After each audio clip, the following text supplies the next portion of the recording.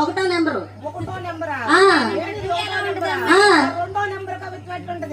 రెండో నెంబర్ కూడా తెలీదు. దీనికంటే బ్రహ్మాండం కొట్టది. ఎట్టుంటది అంటావా? చెబుతా అయిను. సండే అనను రా మండే అనను రాయ్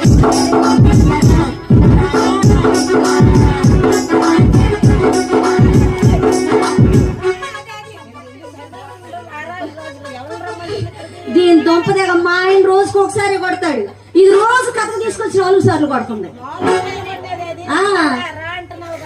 ఇది రెండో నెంబర్. మూడో నెంబర్ ఉంటుంది అబ్బాయి. అసలు బ్రహ్మాండమే. ఇక ఆ కవిత్వం నచ్చిన వాళ్ళు ఉండరు.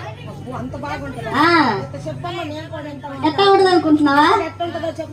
గల్ల తేలినట్టుంది